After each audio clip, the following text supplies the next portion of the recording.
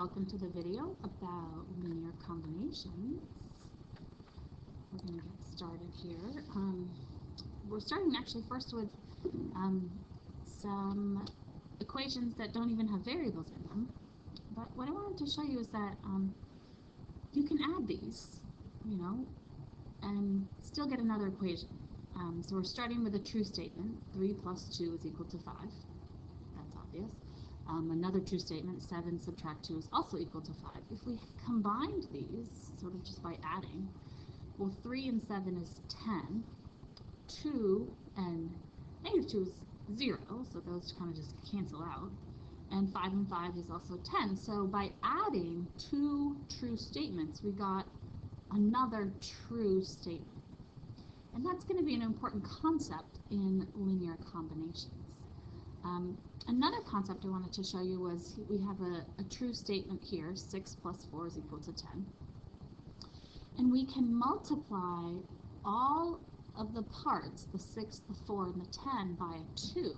Essentially taking all of these parts and doing it times 2. And that shows you out each step here. So now we have 12 plus 8 is equal to 20. And that's, again, still a true statement. So we can take a true statement, multiply all three parts by the same number, and still have a true statement. And both of these pieces, that we can combine statements, that we can multiply a statement, are going to help us in linear combinations.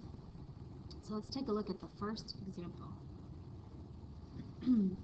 Now, by virtue of its name, combinations, okay, hopefully you're saying to yourself, we're going to be combining some equations. So here I have 4x plus 2y is equal to 20, 4x minus 2y is equal to 4. I'm going to combine these two equations by adding them, okay? And I want to make sure my x's are lined up, my y's are lined up, my equal signs are lined up, and then my constant term, my numbers are lined up. So I add these. 4x plus 4x is 8x. 2y plus a negative 2y, well, those cancel conveniently. And 20 plus 4 is 24. The nice thing about this is that the y's canceled. So by canceling out the y's, I have just one variable left. I can divide by 8 on both sides to get the x by itself. 24 divided by 8 is 3. So I have one part of my coordinate point so far. I can take that x value, plug it in for x up here. So I can do 4 times 3 plus 2y is equal to 20. 4 times 3 now is 12 plus 2y is equal to 20. Subtract 12 from both sides. This is just solving an equation then, right? 20 minus 12 is 8. Divide by 2. The 2's cancel. Y is equal to 4. So I think my intersection point is 3, 4, x, and y. I do want to check this by, maybe I'll use the second equation. I'll use 4 is 4 times 3 minus 2 times 4 equal to 4. Well, 4 times 3 is 12 minus 8. Yeah, because 12 minus 8 is 4, so 4 is equal to 4. So there's a couple steps here that we did. Step 1 was combine the equations, okay? Step 2 was solve for the first variable. Step 3 was solve for the second variable. Okay, here we have our solution. And step 4, we do want to check our answer. Great. Excuse me. Let's take a look at the next example. Now, what was nice about the first example is that the y's were set up to cancel already. Here, if we just go ahead and combined these, nothing would cancel out.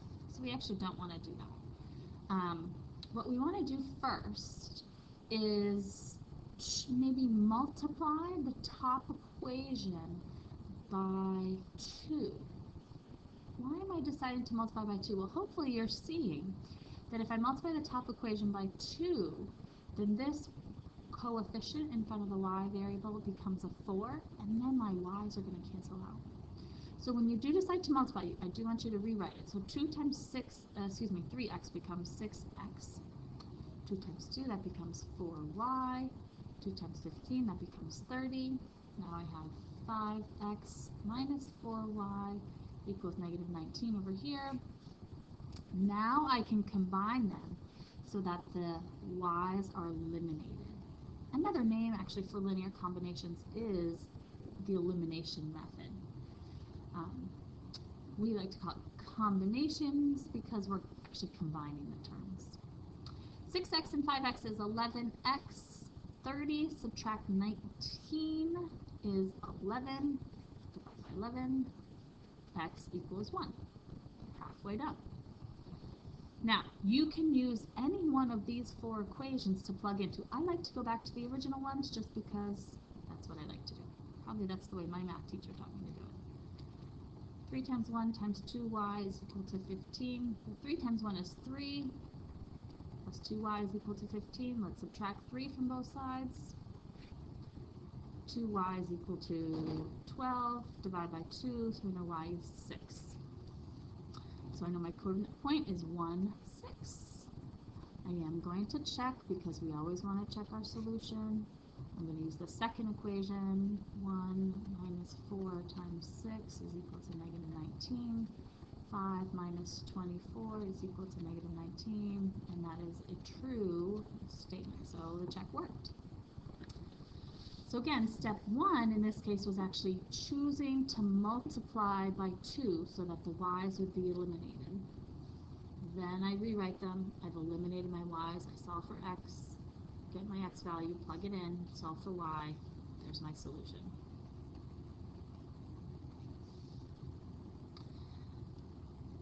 Another problem. In this case, hopefully you're saying, oh yeah, I could multiply this by 3 to make those both 6. But in combining these, we want one to be positive, one coefficient to be positive, and the other coefficient to be negative. So I actually want to multiply this by a negative 3 so that I get negative 12x, but here's the important part, negative 6y, and 3 times 16, negative 3 times 16 is negative 48. Still have 3x, positive 6y, and 3 over here. Now when I combine these equations, my y's cancel because one's positive and one's negative, and they're the same number. Negative 12 plus 3 is negative 9x is equal to, let's see, that's going to be negative 45. Divide by negative 9. X is equal to 5. I'm going to plug it in, so I'm going to do 4 times 5 plus 2y is equal to 16. That's 20 plus 2y is equal to 16 minus 20. Space. 2y is equal to negative 4, so y equals negative 2 when I divide by 2 on both sides. So we have an intersection point of 5 and negative 2. Here's my check. Let's do 3 times 5 plus 6 times negative 2. Is that equal to 3? Well, that's 15 plus a negative 12. Yeah, that's equal to 3. So it worked. Hallelujah. Okay, a couple more examples here. 3 more to be exact. Sometimes we can't easily, in this past example, we easily made the 2 into a 6. Well, here, I can't make a 2 into a 3, I can't make a 4 into a 5, okay? So I need to decide, maybe I need to multiply both equations by a number. So I'm going to decide, hopefully you're seeing this right now too, that I'm going to multiply the top equation by 2 and the bottom equation by 3. And so what that's going to do for me is allow this to be a positive 6 for the y and this to be a negative 6 for the y. So multiply each part by 2, so that's going to become 10x plus 6y is equal to negative 42. Multiply these 3 by 3. 12x minus 6y is equal to negative 24. Combine these equations. The y's cancel. This is 22x is equal to, that's negative 66. Well, this works out very nicely. Divide by 22. X is equal to negative 3. For more space, I'm going to plug it in up here. I'm going to go back to the top equation. 5 times negative 3 plus 3y is equal to negative 21. That becomes negative 15 plus 3y is equal to negative 21. I'm going to add 15 to both sides.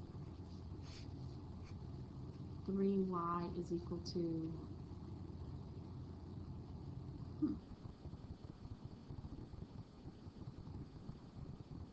oh, 21. That works out better. Sorry, I was about to get 13 and thinking that didn't work out very well. Negative 21 plus 15 is, excuse me, negative 6. This works out much better. Y is equal to negative 2. So I think I have an intersection point at negative 3. Now I'm rushing and I'm making mistakes. Negative 2. Again, I always want to check my answer. Is 4 times negative 3 minus 2 times negative 2 equal to negative 8? Well, that becomes a negative 12. That becomes a positive 4, and that is absolutely equal to negative 8. So that works out.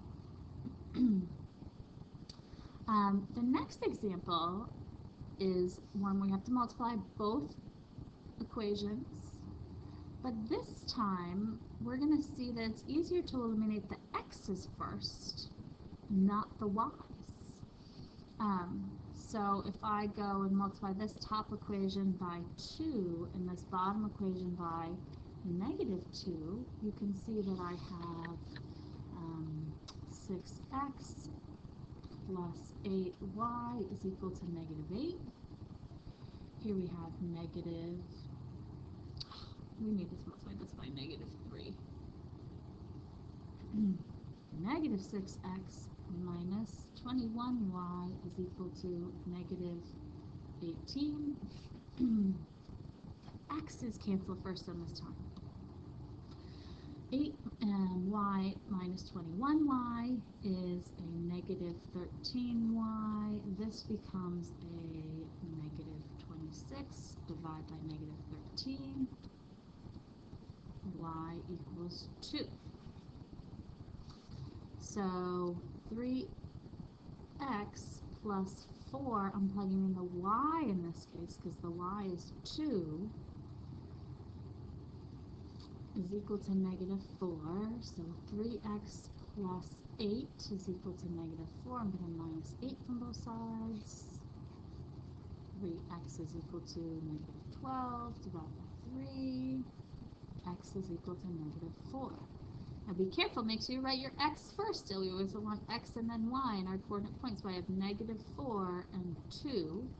And I do also want to check, is 2 times negative 4 plus 7 times 2 equal to 6?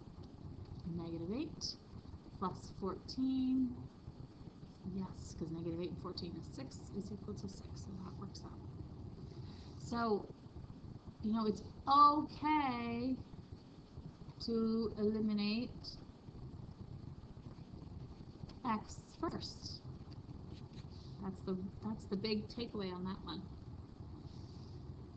And obviously, sometimes you have to multiply both equations. Notice too that I multiplied the top by positive and the bottom by negative, so that one would be positive and one would be negative. So that's why they would cancel out.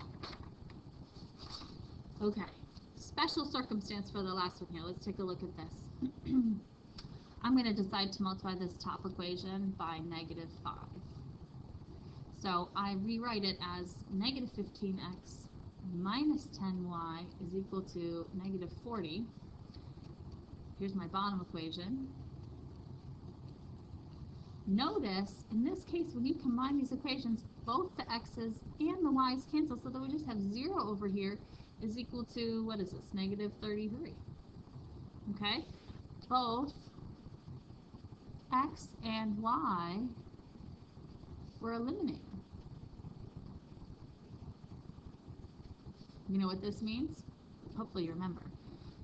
If you graphed both of these, again, you would have two, whoops, oh my goodness, parallel lines. So that means there's no solution. Here's another special circumstance.